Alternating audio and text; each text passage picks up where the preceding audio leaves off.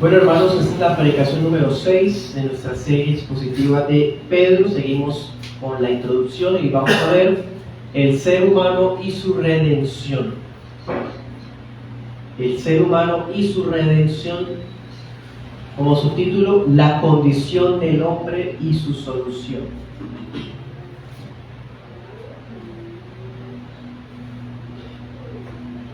Primera de Pedro 1, 22 al 24, como hemos estado haciendo, vamos a estar yendo y viniendo en la epístola, así que seamos ágiles en ello. Dice así: al obedecer a la verdad mediante el Espíritu, han purificado sus almas para el amor fraternal no fingido. 23, pues han renacido no de simiente corruptible, sino de incorruptible, por la palabra de Dios que vive y permanece para siempre. Porque toda carne es como hierba, y toda la gloria del hombre como flor de la hierba. La hierba se seca y la flor se cae. A ver. Hay un comentarista, un pastor de apellido Mahan, que dijo lo siguiente: nuestra primera concepción nos devuelve al polvo. Nuestra concepción espiritual es vida eterna. Cierro comillas. Lo que dice ese pastor acá es muy interesante, muy diciente. Creo que expresa muy bien el concepto bíblico acerca del ser humano y todo lo que implica su redención. En la doctrina histórica cristiana, la condición humana ha recibido distintos nombres. Por ejemplo, se le llamó el pecado original, se le llamó total depravación o caída universal, y dependiendo de la tradición de la que se esté partiendo es el nombre que se dé. Pero todas las iglesias ortodoxas, cristianas, históricas, afirman lo mismo: que el ser humano nace en una condición de pecado a causa de la caída ocurrida en Adán, y que en Adán todos pecamos y continuaremos practicando el pecado. Algunos han opinado que esas ideas fueron producto de la influencia de la filosofía griega en la iglesia. Sin embargo, es falso, porque vamos a darnos cuenta que desde el apóstol Pedro, pues ya lo hemos visto con Pablo, pero con Pedro también, esto era un factor común. Cualquiera sea la expresión teológica que se la abrogue, vemos que el apóstol Pedro también la abraza. ¿Qué? Que todo aquel que es de simiente corruptible nace corrupto. Diría la Confesión de Hombres: todos los que son de generación ordinaria nacen en pecado. La misma cosa, pero con diferentes términos. Simiente corruptible significa que somos generados por la unión de padre y madre de dos pecadores, y resulta en otro pecador por naturaleza. Pedro parte de eso mismo. En el 23 usted lo ve, dice: nosotros ahora en Cristo renacimos. O sea, hubo un primer nacimiento, y ese primer nacimiento fue por simiente corruptible. De hecho, otro nombre que recibe la total depravación es corrupción radical. Así nace el hombre por naturaleza, corrupto por naturaleza, en pecado. Y esto lo vemos que Pedro lo tiene, lo sabe.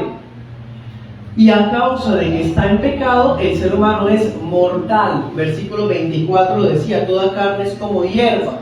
Pasamos, un día florecemos y el otro día no estamos.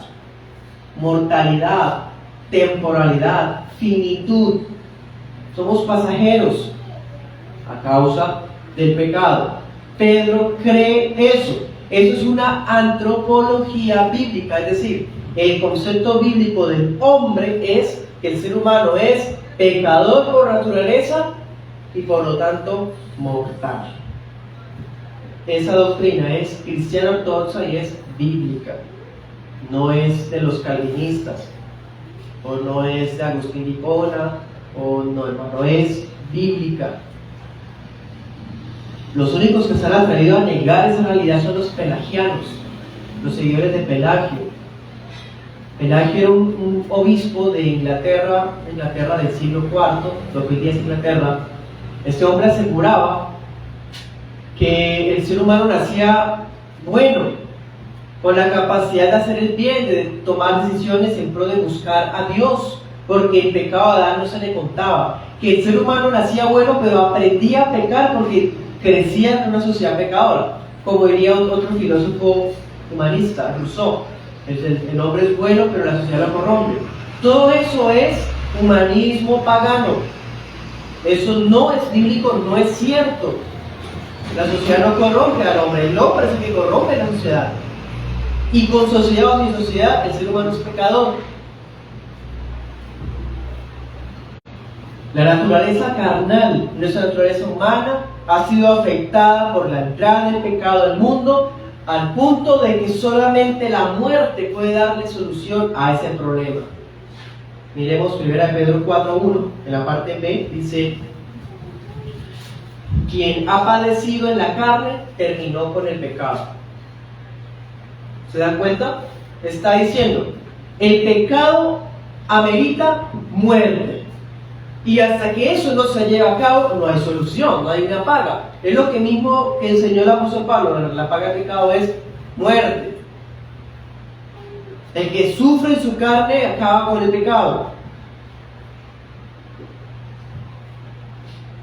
Es la doctrina que el apóstol Pablo también enseña, anoten en Romanos 5:12, ¿se acuerdan? Que por cuanto uno pecó, todos pecaron, y en ese uno que pecó, todos transgredimos, entró la muerte. Pero por la justicia de uno, ¿se acuerdan todo lo que hemos visto? Llegó la vida a través de la justicia de Cristo. ¿Sí? Eso no es solamente paulino, también es petrino. Otra vez comprobamos que no hay un conflicto entre Pablo y Pedro, están en armonía. Así que vamos a estar estudiando esta enseñanza en 2 puntos. El primer punto, vamos a ver una visión realista del hombre a la luz de Pedro. Y el segundo punto, el llamado a la santidad. La condición natural del hombre, una visión realista, y el llamado a la santidad. Concluiremos con algunas aplicaciones. Comencemos. Miremos 2:24.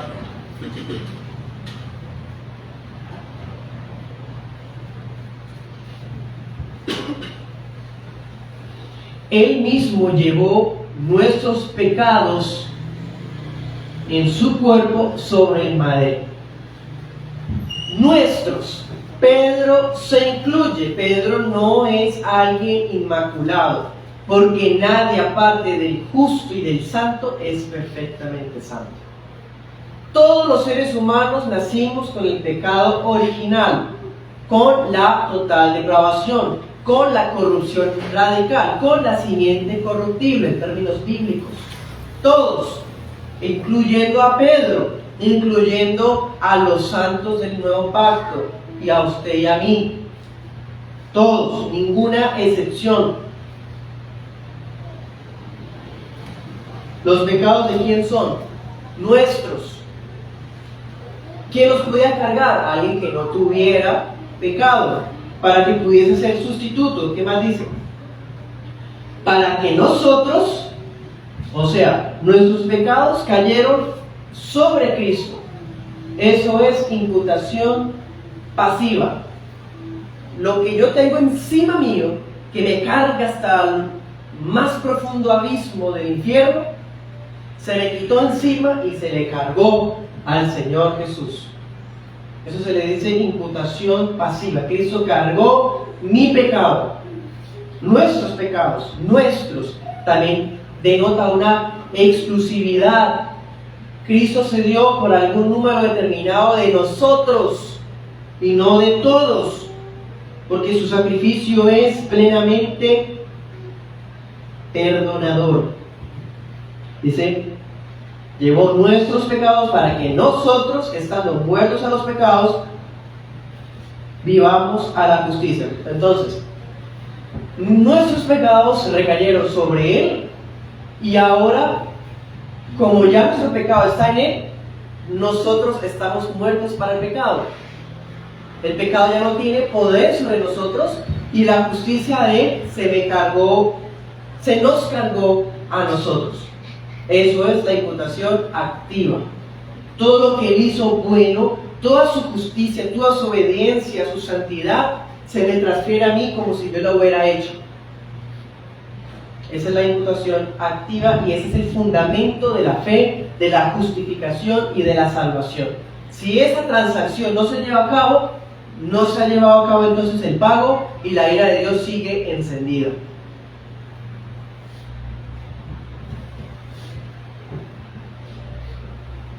Hermano, a veces escuchamos tanto estas verdades que son tan impresionantes que deberían siempre asombrarnos lo sabia que es esta verdad. Pero no nos damos cuenta de todo lo que implica. Yo estaba muerto por mis pecados. Da a entender que el pecado llevó al ser humano a una condición de muerte espiritual. La gente sin Cristo son muertos vivientes. Están vivos, respiran, pero espiritualmente tienen una pena de muerte en sus frentes. Por eso es que el apóstol insiste en la necesidad de renacer. Miren 1:3. Dice: bendito el Dios y Padre, nos hizo renacer. Miren 1:23. Habéis renacido. El ser humano que no vuelve a nacer está muerto. No puede conocer a Dios, no puede vivir. Porque para poder entrar al reino de los cielos tienes que nacer de nuevo, dijo el Señor Jesús. Debido a que el ser humano está en pecado, tiene que renacer espiritualmente. Sin eso, no hay vida espiritual. Las almas necesitan salvación. Necesitan salvación. ¿Salvación de qué? Primero, de su propia condición de pecado. Esto lo hemos visto en otras ocasiones atrás. La gente piensa que la salvación es ser salvados del infierno, pero es ser salvados del pecado. Hay personas que aseguran que Dios los ama y Dios los salvó del infierno, pero siguen estando en el pecado. Entonces no es cierto, porque la salvación salva del pecado.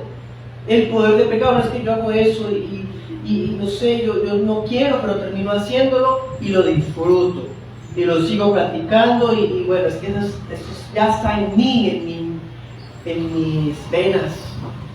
Entonces no he nacido en nuevo. El alma del hombre necesita salvación. Miren el versículo 9, dice: el fin de la fe es la salvación de sus almas. Sin la fe, sin nacer de nuevo, las almas no son salvas. ¿Salvas de qué? No solo del infierno, también del poder del pecado. ¿Qué más necesitan las almas? Necesitan salvación. Pero ¿qué pasaría si salvamos un alma del infierno, del poder del pecado, o por lo menos la limpiamos, ¿sí? La dejamos limpiecita y la dejamos que viva normalmente? ¿Qué va a ocurrir? Otra vez va a caer en pecado, como cuando se lava un cerdo, que habla quito, se le echa jaboncito, huele rico, pero él va a buscar volverse a ensuciar, porque no ha cambiado su naturaleza, no ha renacido, tiene que nacer, tiene que el cerdo dejar de ser cerdo para que adopte una nueva forma de vida. Entonces las almas necesitan salvación precisamente de esa situación. Miren el 22. Al comienzo decía, al obedecer la verdad, han purificado sus almas. Las almas también necesitan purificación. Purificación. Algunos dicen, bueno, aquí dice que esa purificación se logra cuando se obedece la verdad. ¿Cómo va a obedecer usted la verdad si no ha nacido de nuevo? Suponemos y aprovechamos el orden que se dan las cosas. Primero hubo renacer y salvación. Y luego, ¿qué ocurre? Purificar el alma y obediencia a la verdad. No es posible que alguien sea capaz de obedecer a la ley de Dios si no ha nacido de nuevo. No es lógico. Nos vamos a decirle al cerdito que tiene que estar limpiecito, pero si no lo regañamos, si no lo disciplinamos. Por más de que le coloquemos lo que le coloquemos, él va a volverlo a hacer. Él no es capaz de obedecer la normativa que le estamos creando porque no está en su naturaleza. Si no cambia su naturaleza, no puede obedecer. Para poder obedecer se necesita purificar el alma, se necesita ser salva el alma. Bueno, entonces, y otro detalle ahí mismo, dice, han purificado sus almas para no fraternal lo fingido, ámense unos a otros, ¿sí? La fe salvadora que recibimos y el amor incondicional que hoy podemos rendirle a Cristo y hasta a los hermanos, no fueron cosas que provinieron de nosotros mismos. Y esa es otra diferencia con el pelagianismo. El pelagianismo cree que el ser humano, porque es bueno, puede producir fe, puede producir caridad, amor. Porque como es bueno, claro, pues si es bueno puede hacer todo esto. En cambio nosotros creemos, no es así. La fe es un regalo de Dios. El arrepentimiento es un regalo de Dios. El amor viene del Espíritu cuando ha purificado el alma. O sea, no proviene de nosotros. Hace parte del fruto del Espíritu, como también ya estudiamos en Gálatas. Eso nos deja ver lo que tanto insistimos. El ser humano es un sujeto completamente pasivo en la obra de salvación. Él no hace nada para salvarse. Diría Edwards, la única cosa que aportamos para ser salvos fue el pecado. Nada más. ¿Qué vimos en 1.2? Ese texto lo hemos tocado una y otra vez.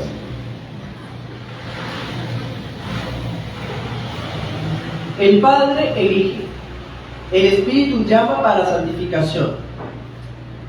¿Y qué hace el Hijo? El Hijo rocía con su sangre, es decir, nos redime para justificación. Así fue que se logró la purificación del alma, con el rocío de la sangre de Cristo. Y Pedro habla en estos términos porque él supone que todos los que están leyendo y escuchando ya conocen esto. Reconocen su condición de pecadores.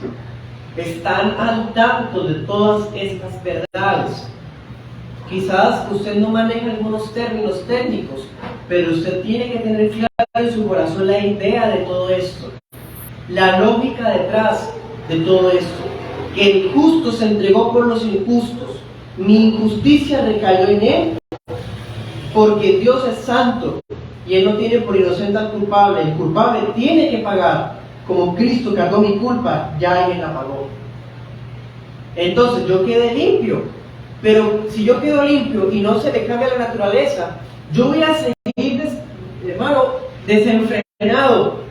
Necesito que no solamente me quite mi pecado, sino que me cambie mi naturaleza, me transforme el Señor con su poder, con su palabra, con su santidad.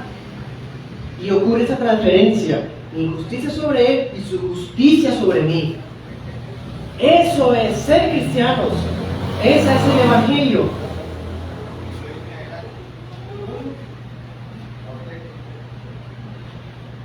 La semana pasada mirábamos el concepto bíblico de iglesia a la luz de Pedro. ¿Qué piensa el apóstol Pedro sobre la iglesia?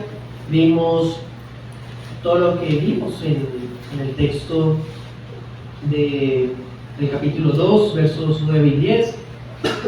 Linaje escogido, real sacerdocio.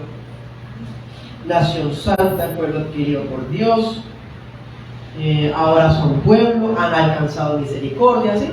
Vez tras vez hay formas de referirse a ese grupo de personas, a ese nosotros por los que Cristo murió y que nosotros llamamos iglesia.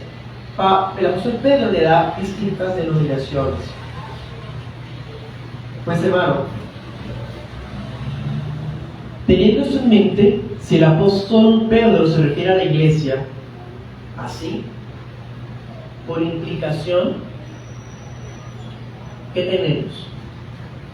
Eso es como de esta forma. La iglesia es, versículo 2:9, linaje escogido. Ustedes son linaje escogido. Pero como vimos ahorita, nosotros, por los que Cristo murió y vivimos por su justicia, nosotros somos linaje escogido. ¿Qué es el mundo entonces? Sencillamente, la gente del mundo es linaje no escogido. Luego, ¿qué dice? Pueblo adquirido por Dios. ¿Qué es el mundo? El pueblo que no es o no ha sido adquirido por Dios. ¿Qué más dice? Sacerdocio santo. ¿Qué es el mundo? Un pueblo que no ha sido santificado por Dios. Si yo me refiero a alguien de manera con unos calificativos que lo hacen diferente a otros, ¿qué estoy haciendo? Estoy excluyendo. Si yo digo que estos son y le doy calificativos positivos, estoy suponiendo que los otros no lo tienen. Esa es la condición del hombre sin Cristo. No gozan de la elección, no han sido salvados, no han sido purificados, no son santos.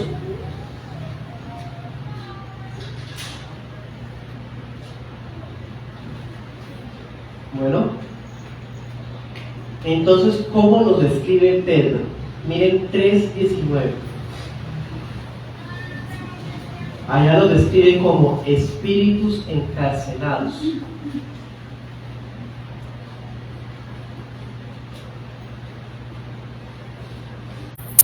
Espíritus encarcelados.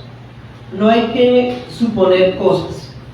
No hay que estar pensando que ahí está hablando del purgatorio, de las ánimas, de las almas en pena, de que Jesús va a predicar al infierno. Hermano, no vayamos tan allá con misticismos y cosas más de tipo gnóstico y pagano que cristiano. Esa descripción encaja perfectamente en los que son del mundo. Espíritus encarcelados, porque de una u otra manera todos tienen espíritu. Pero como no han nacido de nuevo, están bajo la condenación, están encarcelados. Cárceles de tinieblas. 2:10 dice: ustedes que en otro tiempo no eran pueblo, sí, la iglesia fuimos de los que no éramos pueblo, o sea, el mundo son los que no son pueblo. Dice: en otro tiempo no habían alcanzado misericordia. ¿Qué es el mundo? El pueblo que no es pueblo de Dios y que no ha alcanzado misericordia. De allá fuimos nosotros. ¿Sí? Entonces, así describe Pedro al ser humano. Es una visión realista del hombre. ¿Qué hemos visto que dice Pedro del hombre? Simiente corruptible, pecadores mortales, solamente la muerte y el sufrimiento, bueno, la muerte puede pagar la pena por el pecado. Y como es un pecado que ofende la dignidad infinita, su castigo es infinito, necesitan nacer de nuevo porque sus almas no son salvas, sus almas no son purificadas, no son escogidos, no son adquiridos, no son santificados, son espíritus encarcelados, no han alcanzado misericordia. Esa es la visión realista del hombre, bíblicamente, solamente en Primera de Pedro. En esa condición estábamos todos los que hoy son hijos de Dios fueron así.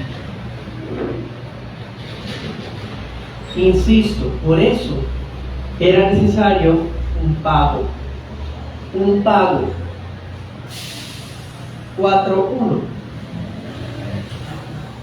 puesto que Cristo ha padecido por nosotros, otra vez excluyendo, por nosotros en la carne, ¿sí? Cristo padeció por nosotros, ahorita hay que haber dicho, murió por nosotros. Su sufrimiento y su muerte fueron en nuestro lugar. Cristo tuvo que llevar el pago sobre su propio cuerpo, pago por nuestro lugar, pago por todos nuestros pecados, para que el poder del pecado no tuviera más control sobre nosotros. Miremos 2:24. Él mismo llevó nuestros pecados en su cuerpo sobre el madero, para que nosotros, estando muertos a los pecados, vivamos a la justicia de Dios. Por su herida han sido sanados. Ustedes eran como ovejas descarriadas, pero ahora han vuelto al pastor y obispo de sus almas. Esas almas que salvó y que purificó, ahora Él es el pastor de esas almas. Éramos descarriados, ahora somos miembros del redil del pastor de pastores.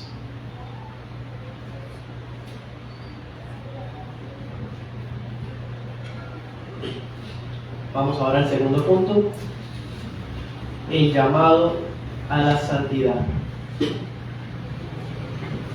Ya hemos visto entonces el cuadro realista que nos dibuja el apóstol Pedro acerca de la gente que no ha sido salvada todavía. Muchos de ellos ni siquiera nunca lo serán. Y hay otros que han sido escogidos por el Padre, pero que todavía no se les ha llevado a cabo ese proceso de salvación y purificación, porque no le ha llegado la palabra. Hay que llevarle la palabra.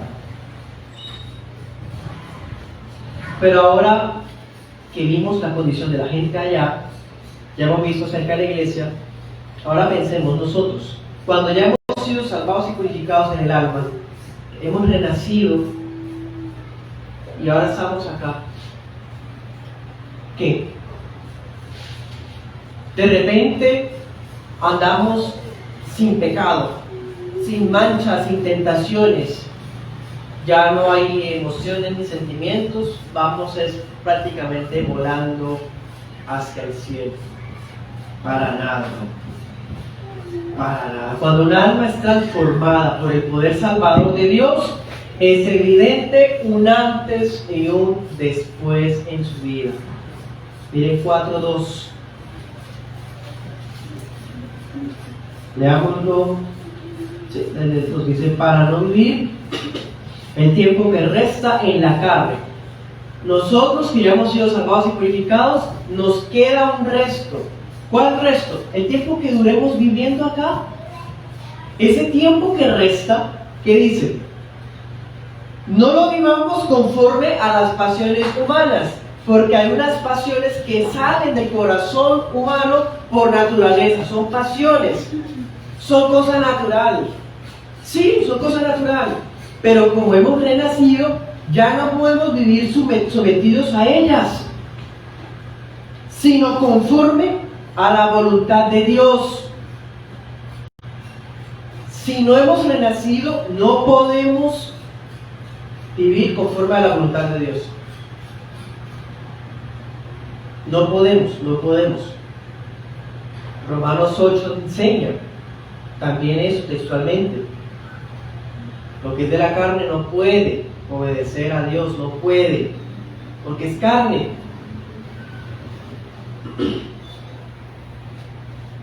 Baste ya el tiempo pasado para haber hecho lo que agrada a los gentiles. ¿Sí? Las pasiones humanas es lo que le agrada a la gente. ¿Qué es lo que le agrada a la gente? ¿Qué dice? Andar en lascivias, placeres, borracheras, orgías, disipación, idolatrías abominables. Eso es lo que le gusta al mundo. Pero nosotros hemos sido liberados de esa condición, porque vivimos en la voluntad de Dios. ¿Qué implica eso? Que vivir allá no es la voluntad de Dios. Andar en borracheras, inmundicias, idolatrías no es la voluntad de Dios.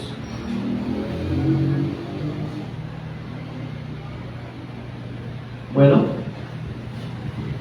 el antes estuvo marcado por un vivir conformado a los deseos pasionales. Decía el apóstol Pablo en Efesios 2, conforme al príncipe de la potestad del aire, conforme al parecer de todo el mundo, igual que los demás éramos objetos de la ira de Dios, apartados, lejanos, sin esperanza.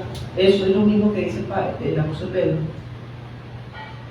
Éramos, ¿qué es entonces Pedro? Vivíamos conforme a los deseos y a las pasiones, conforme a la ignorancia.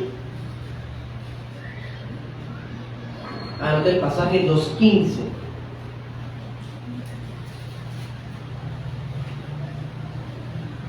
Y anote también 4:14.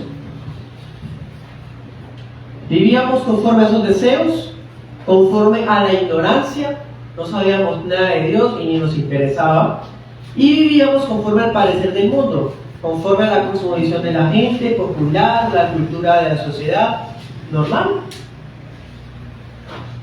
Y esa condición muchas veces repercutió en ¿qué? En que nosotros mismos nos hubiéramos opuesto muchas veces a verdaderos cristianos, por la ignorancia. A que muchas veces hubiéramos dicho muchas blasfemias por la ignorancia, que estábamos muertos. Y esa vida, el apóstol Pedro lo llama vana. De esa vida fuimos rescatados por medio de la preciosa sangre del Cordero. Miren 1:18.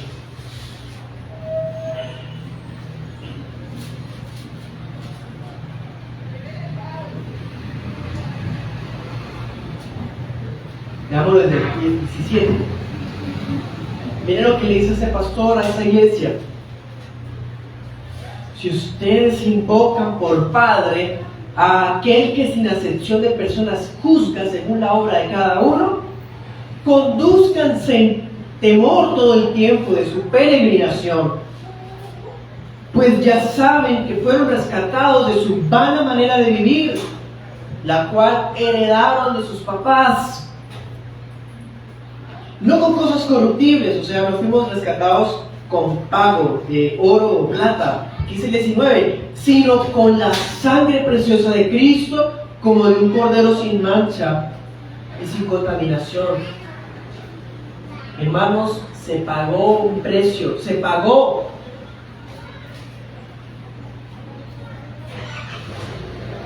No somos dueños de nosotros mismos, nos compraron. Ya no somos esclavos del diablo, esclavos del mundo, esclavos de las pasiones. Somos esclavos del buen Señor, que aunque nos compró como esclavos, nos hizo hijos, herederos, con su sangre preciosa, como el Cordero Pascual perfecto. Fue la sangre del Hijo la que pudo salvar, purificar y rescatar definitivamente nuestras vidas de ese mundo. Así de terrible es esa condición que tuvo que pagarse con sangre del Hijo de Dios. ¿Cómo es posible que algunas personas quieran salvarse por obras o con ciertas peregrinaciones o con ciertos pagos? ¿Acaso eso se compara a la sangre de Jesús? La sangre de Jesús es que Él murió, y ya estudiamos en Marcos cómo fue. ¿Acaso nuestra peregrinación a Jerusalén o a Roma o a donde sea vale igual que lo que hizo Jesús en la cruz? Hagamos peregrinación en Marte o a la Luna, donde queramos, no se compara al precio de la sangre del Hijo de Dios. Ya que hemos sido rescatados y tenemos un Padre que también de todas formas juzgará a sus hijos, tenemos que tener temor en esta vida, porque somos peregrinos. El tiempo que resta tenemos que estar pendientes en qué lo estamos empleando.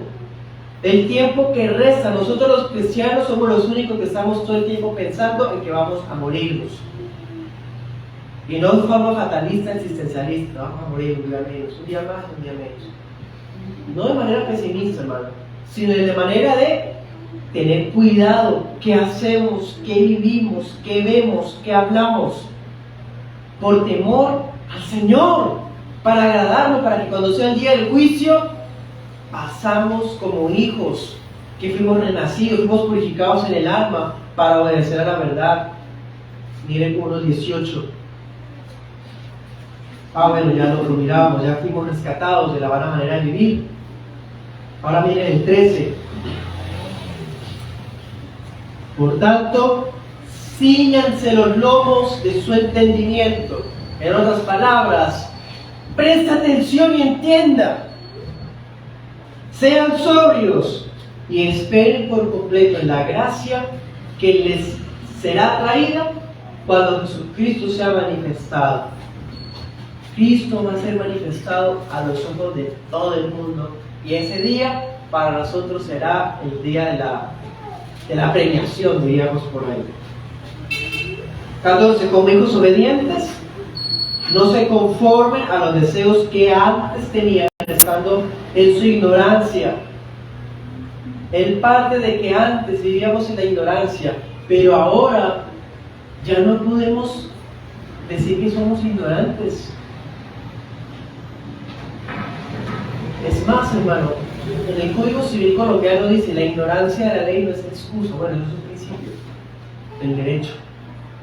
O sea, alguien no puede decir: no, pero es que yo no sabía que estaba prohibido parquear, sacaron, pero sí está prohibido. Pero yo no sabía. La ignorancia de la ley no es excusa. Multa. ¿Sí? Ahora, ante el Padre Celestial, alguien puede decir: es que yo no sabía. No existe. Pero sí, muchas veces cometíamos cosas por ignorancia, pero ya no hay ignorancia, sino como aquel que nos llamó es santo, así también ustedes sean santos en toda su manera de vivir. Toda, hermano, como padres e hijos, en el hogar, en el trabajo, en la casa, en el camino, al acostarse, al levantarse, santos, seamos santos, porque escrito está: sean santos porque yo soy santo. Por lo tanto, el llamado que hace el apóstol a los hermanos, ¿cuál es? Abstengámonos. Eso es un sano ascetismo. O sea, nos abstenemos de algunas cosas que están prohibidas bíblicamente. Eso no es legalismo, no es fatalismo, no es fanatismo. Es obediencia básica al Evangelio. Abstenernos de las pasiones humanas. Se supone que como todavía estamos en este peregrinaje, en este cuerpo, todavía hay deseos carnales activos en la mente y en el corazón. Si Pedro nos dice que nos abstengamos, es porque todavía están y siguen haciendo una guerra fuerte. Eso es lo que se ha denominado pecado remanente. Todavía eso es una realidad espiritual. Y cuando un cristiano empieza a darle rienda a eso, no se abstiene, sino que empieza a ceder, empieza a esclavizarse de nuevo a lo que se supone que fue liberado. Por eso en las Escrituras se hace tanta insistencia a que nuestro presente debe estar marcado por la santidad, así como Él que nos llamó es santo. La santidad no es negociable. Las sectas son las que le dicen a las personas que los aman como son, que sean como sean, Dios los ama y que Él entiende que somos humanos y que bueno, eso es poco a poco. Hermano, hacen veces no es el Evangelio. El Evangelio incluye santidad. Ya para terminar digo esto: la elección, la regeneración, la redención, la justificación se basaron en la gracia de Dios. Ustedes y yo no hicimos nada para obtener estas cosas, pero cuando ya el Señor nos las ha extendido, de ahí en adelante ya nos compete unirnos a la obra de santificación. Podría decir, no me malentienda, podríamos ya colaborar en algo a la obra. ¿Cómo? Con santidad. ¿Cómo? Desechando el viejo hombre y extendiendo las manos deseosas a los medios de gracia. La iglesia local, hay personas que se ausentan por asuntos triviales, una comida, un cumpleaños, un aseo, un viaje, una visita, cualquier cosa les hace ignorar lo que Dios ordena. El devocional privado, cualquier cosa les hace. Tienen tiempo para todo, pero no para leer.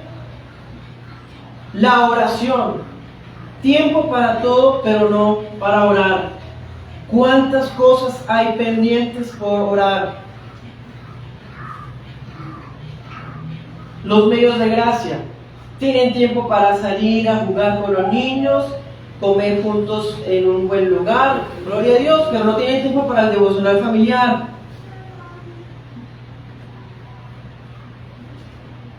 Estamos pensando en qué comidas ricas comer, pero no ayunamos.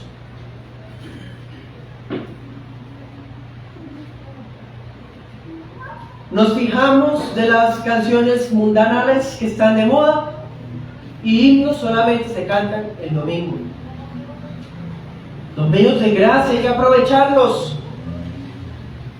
Leamos 2:1, dice: desechen pues toda malicia, todo engaño, hipocresía, envidias y toda maledicencia, y deseen como niños recién nacidos la leche espiritual no adulterada, para que por ella crezcan para salvación. Ya son salvos, pero van a crecer, porque como estamos renacidos, nacimos de nuevo hace poco, que somos chiquitos, somos niños, algunos son bebés, algunos están en la preadolescencia espiritual, bueno, en fin. ¿Hay que crecer? Sí. ¿Cómo? Con la palabra. ¿Qué más dice? Ya que han gustado la bondad del Señor, los medios de gracia es lo único. Y esa libertad que tenemos en Cristo no nos abre la puerta para desenvolver nuestras pasiones, así como tampoco nos autoriza para negarnos a someternos a las autoridades civiles, ni tampoco a someternos a las autoridades establecidas en el hogar. 2:16 y 3:1, que a propósito el apóstol se enfoca en el respeto especialmente de la mujer por el marido. Pero les digo algo, aunque estamos cooperando en cierta manera con nuestra santificación, después de haber nacido de nuevo, por gracia, ni siquiera esa obra de perseverancia la estamos haciendo en realidad completamente nosotros. Miren 1:5. Son guardados por el poder de Dios mediante la fe para alcanzar la salvación que está preparada.